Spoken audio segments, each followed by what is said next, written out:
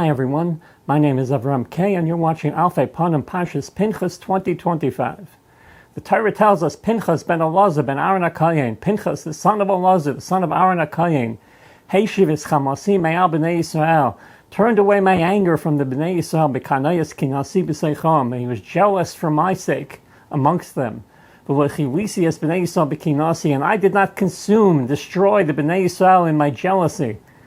Therefore say, Hineni noisem loi as brisi shalom. Therefore say, behold, I give to him my bris, my covenant of peace. The Sefer Rechayvos Hanahar asks a number of questions on these two psukim at the beginning of this week's parsha. First, why does the Torah have to write out Pinchas' whole lineage? Just a couple of psukim before this, at the end of Parshas Balak, the Torah writes, Vayar Pinchas ben Elazar ben Aaron HaKohen, Vayakam mitoicha eda, Vayikach roimach biyadai. And when Pinchas, the son of Elazar, the son of Aaron HaKohen, saw it, meaning saw the Aveira being done, he rose up from among the congregation and took a spear in his hand. Why then does the Torah have to repeat the same information here when we already know who he was? Next, the pasuk says, Heishiv es chamasi me'al b'nei Yisrael. He turned away my anger from the b'nei Yisrael b'kanayas kinasi b'seicham, and he was jealous for my sake among them. It begins by speaking of Hashem's anger and then changes in the middle to jealousy. Why the inconsistency? Furthermore, why does it repeat the phrase B'nai Yisrael twice in the very same pasuk? And finally, in the next pasuk, Lachein emor hineni noisem loi as brisi shalom. Therefore say, behold, I give to him my covenant of peace. The words Lachein emor seem to be superfluous. To answer all of these questions, the Rechayvos Hanahar says we need some introductory information. There's a concept developed from numerous sources that the Kohanim as a group embody the midah of chesed, the trait of loving kindness, and the Leviim embody the trait of din, strict justice. This is a much bigger conversation than we have time for here, but one source in particular is the Maharal. In the beginning of Shmos, when Moshe is trying to refuse Hashem's command to redeem the Jewish people, he argues that he has a speech impediment. Hashem replies that he, Aaron, shall speak for you to the people, and he shall be for you as a mouth, and you shall be for him Lelohim, as a leader. The Maharal in Gvurus Hashem writes that the words Tiyeh Loi Lelohim, you shall be for him as a leader, can also be understood that Moshe will be designated to Elokim, meaning a reference to the Midas Hadin, the attribute of strict justice.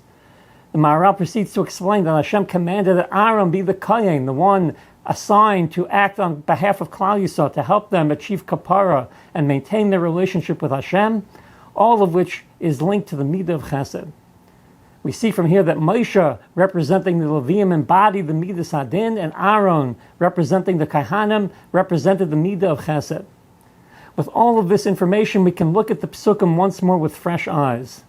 The Torah repeats his full lineage, Pinchas ben Elazar ben Aaron HaKohen, to emphasize that even though he was descended from Aaron and was therefore naturally inclined towards Chesed, he nevertheless went counter to his nature and carried out an act of strict justice, of din.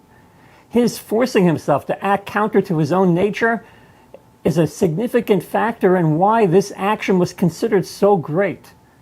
This is a valuable lesson that we can use in our own lives. Sometimes we are forced by the circumstance of the moment to move out of our comfort zone and behave in a way counter to our individual nature. This can be a chance for real spiritual growth. The Rechayvos Hanahar goes on to write that we also need to consider that there were two distinct areas in which the people were committing aveiras. They engaged in improper relations with the Bnei Smayav, but as part of those actions, they were first induced to worship the Avodah Zarah Baal Pa'ar. This helps us understand why it repeats Bnei Yisrael twice, once for each type of offense, for each type of aveira. It is worth noting that in spite of Hashem causing a plague to break out among those committing these terrible acts, the people were not deterred. It was only Pinchas' dramatic act that shocked them into halting their sacrilegious and immoral behavior. Regarding why the pasuk changes from anger to jealousy, we see in the Torah that the term jealousy, kina, refers specifically to the aveira of avodah zarah. It says elsewhere in the Torah, you shall not bow down yourself to them, nor serve them, for I am Hashem your God, kel kana, a jealous God.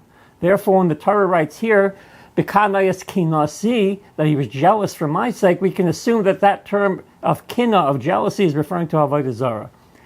We therefore can infer that chamasi, my anger, is referring to their other aveira of the moment, of the immodest on tznius behavior. Hence, the Torah is telling us that Pinchas stopped him from committing two distinct averas and thereby forestalled further punishment from Hashem.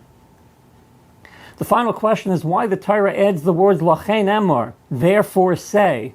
The Rechayvos Hanahar writes that when someone sends a shliach, a representative, to carry out a task, there are different ways for the representative to explain himself. He may just say, here, I'm supposed to give you this, and provide no reference to whoever it was who sent him.